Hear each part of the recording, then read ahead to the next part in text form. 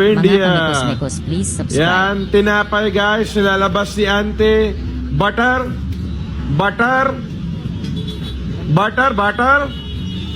Chutney. Herbal sauce, chutney. Yes. Ketchup. Okay. Wow. Oh. Wow. Ano yan? Ano yan? Wait lang, ba't kamay? Oh my God. Anyways, okay, balik tayo. Cheese. Sobra na. Okay, breading. Okay. Butter. More butter. Chutney. Chutney. Ketchup. Oh, wow. Different sauce, huh? Ano yan? Sisig? Ba't mo kamay? Oh my God. Okay, balik. Cheese na ulit. Oh, mukha na masarap naman yata to Mukha na masarap. Gusto ko na try yan. Sobra na sarap. Okay, bread. More butter. Chutney. Okay, Okay, butter, chutney.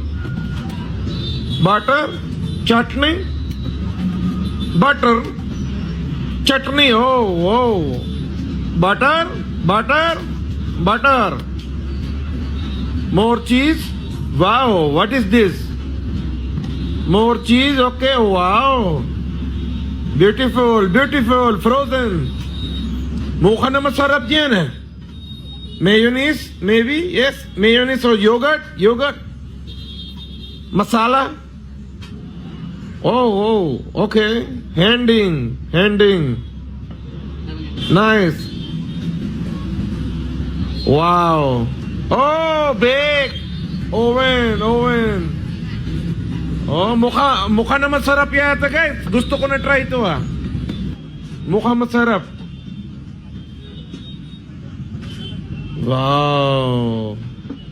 Wow, sobra na sarap niyan. Pero, oh my God.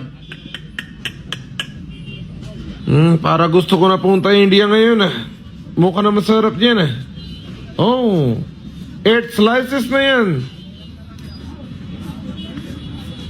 8 slices na yan. Wow, sobra na sarap. Okay. Wow, beautiful. Magaling. Sobra na. Masarap yata yan guys. Try na. Sarap. Ito na guys. Kain tayo ng street pancake. Yan Diba? Movement. Lagay ng butter. Yung pancake. Yan Yun Para na puzzle Butter. Let us go. Indian pancake. Let's go. Uy! Sunog na yan. Okay. Safe pala. Ayan, lagay na konti herbal, siguro yan, ng India. Konti na parsley leaves. Yan. Ganyan ang pancake namin sa India, guys. Kain kayo yan. Sobra na masarap yan. Halo niya na sibuyas, konti corn, tas parsley leaves, tas konti na salt. Salty pancake of India. Let's go. Diba? Uy! Very skilled na si Kuya yan, Pero malinis na sobra yan. Malinis yung gawa niya, Hindi niya kinakamay, guys. Yung ingredients lang kinakamay niya. Nabubuisit na ako sa kakaganyan niya, Palit ng palit, Bakit? Bakit na palit ng palit? Ano yan? Puzzle na pancake yan? Sobra na komplikado to. Feel niya yan, Buti hindi siya pinagpapawisan. Sayang yung lemon na natural lemon niya. Yan Pancaking na yan, Pero bakit siya palipat-lipat ng ganyan? Confused yata siya sa buhay o nagpapapansin lang. Pasikat ka ba? Kalahay kita. Pagmamalaki sana kita pero ang ingay naman. Para na pizza yan, Slice. Para na pizza yan, Slicing na siya, Butter. More butter. More butter. Nakalimutan mo maglagay dun sa isa, Lords.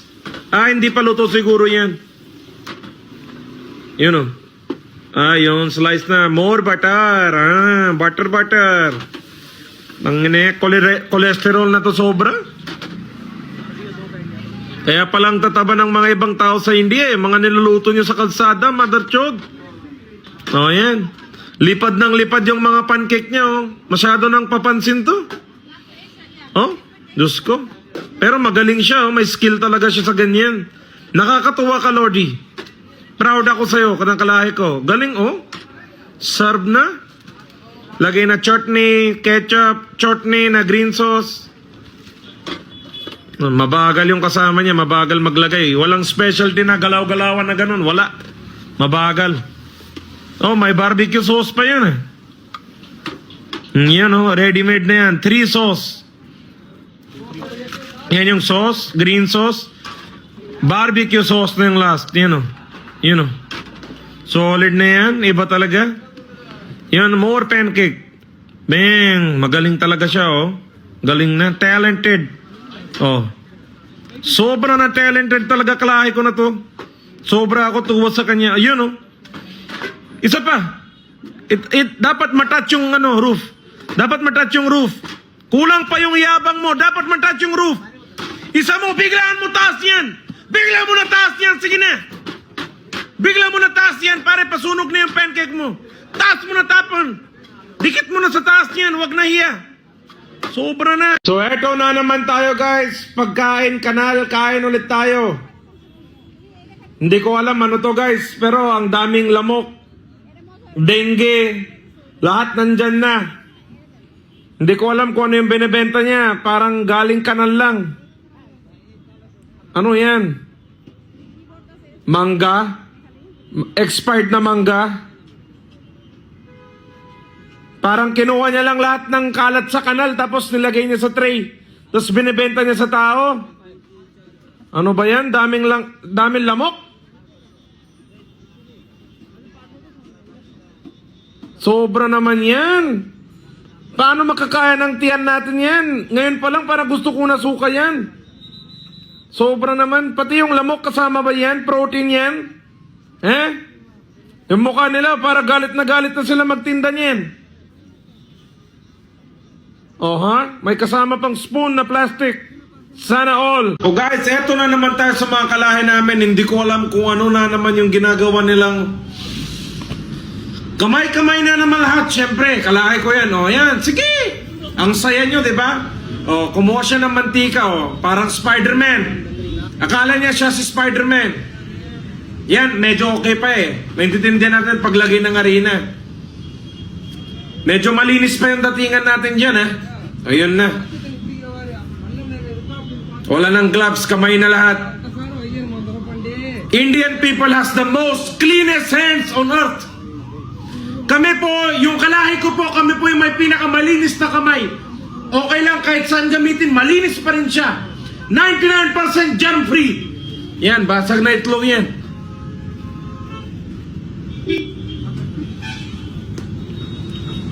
Kala nyo naka-gloves, no? Hindi po gloves. May nakasuot lang. Hindi po sila naka-gloves, oh. Yan. Tapos ihalo ang tubig na galing sa kanal. Let's go. Purified from kanal. Wala na akong masabi. Ano kaya ang gagawin ng mga kalahi ko yan? Nagsasayang lang ba sila ng harina at itlog at tubig na galing kanal? Alamin natin, subaybayan natin guys. Sabayan nyo ako. Oh, may mga alaga pa silang manok. Oh, naglilinis na sila ng kamay doon. You know? Pare, may mga nabibiling makina sa China. Pwede naman kayo bumili. Daming tubig ah.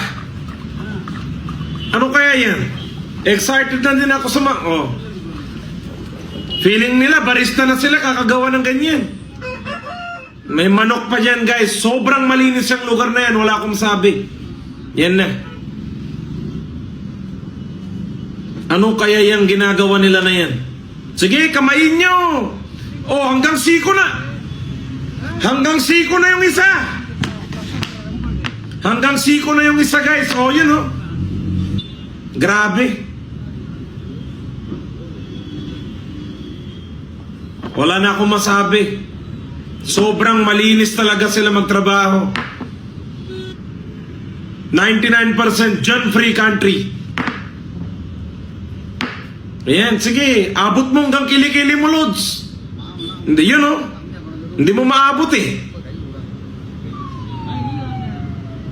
Oh, may dumaan pang pulis pero deadma lang. Wala lang. Safe yung ginagawa nila eh. Sobrang malinis kasi ng mga yan. Nero? O maabot na sa kilikili nila, pare. Sobra na yan. Hindi, para ayoko na umuwi India yan. Kung ganyan lang din yung pagkain ko to. Hindi ko alam yung pinag-uusapan nila eh. South yung language yata nila eh. Ano na yan? Tengale.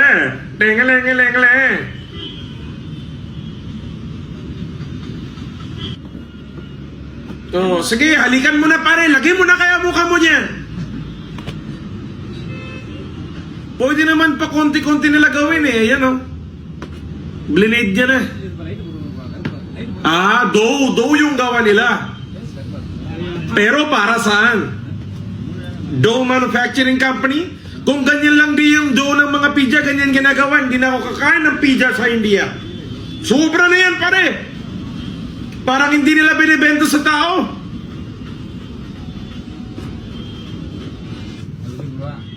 Kilikili mo, Lods. Dropan mo yung secret ingredient natin sa kilikili niya. Sige. Nice. Ano yan? Voltage 5 na kayo yan? Cutting na ngayon. Ano yan, pare? Oh, circle na yan.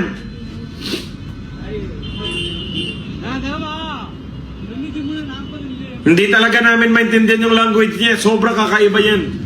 Yan na, si Spider-Man. Yan ang spider web ng Indian. Wala pang kutsara dyan. Oh, like, i-spread mo lang. Grabe naman, Brad. Finger licking good, mother chod.